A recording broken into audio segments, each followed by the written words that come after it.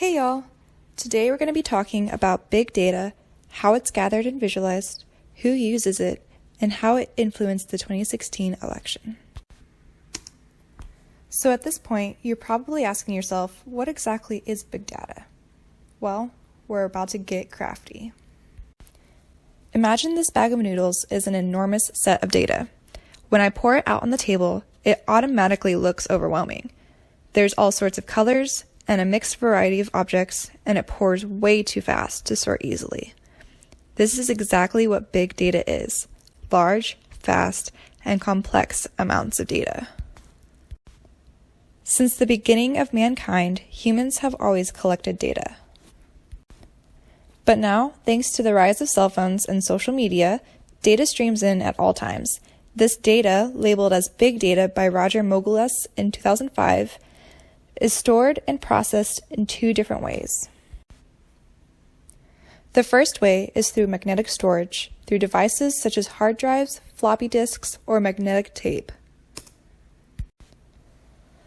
While this method can store and process the data, as demonstrated by the noodles, the amount and speed of magnetic storage can't hold up to the amount of the data pouring in. This brings us to method number 2, the cloud, which is basically a global network of servers available anytime and anywhere.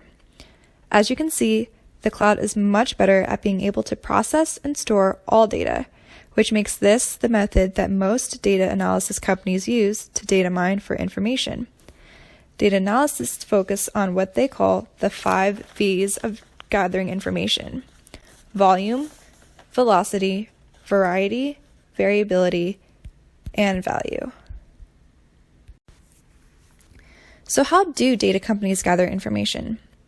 It's really quite easy for them. On average, 40 exabytes or 40 billion gigabytes are generated by a single smartphone user every month. Multiply that by 5 billion smartphone users, and that gives you a ton of information, which is why it's called big data. Let's take a look at the data generated per minute on the internet. 2.1 million Snapchats, 3.8 million Google searches, 1 million Facebook logins, 4.5 million views on YouTube, and 188 million emails every single minute. While we let that sink in, let's do a quick exercise. Look at my roommate on the screen. How many different ways is he able to generate data? He's got his phone for texts, calls, and social media. There's headphones that capture the music he listens to. Then there's his smartwatch that keeps track of every step he takes. Oh, and don't forget his computer. He keeps track of every search he makes, as well as what he streams on Netflix and Hulu.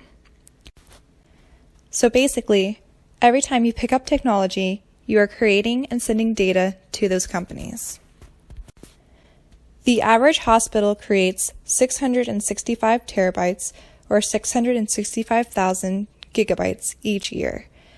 And while they do use this to generate more income, they also use the data to map disease outbreaks and test alternative treatments. NASA uses big data to explore the universe. They hold information on everything from the latest climate data to the hidden secrets of Saturn. Big data in the music industry influences not only what songs are marketed and sold, but which songs become hits. How do you think your Spotify daily mixes are made? That's right, the data did it. Nike is literally watching you. No, really. Their smartwatches track every step you take and provide valuable feedback on the state of your health and fitness.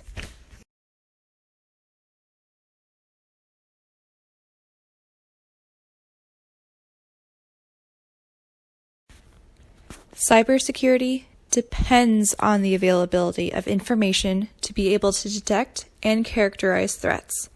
In fact, it is through big data that attacks are stopped, because criminals use Google too. And finally, utility companies analyze customer data to improve the efficiency of operations. If they know how much electricity their clients are using, they can better avoid blackouts.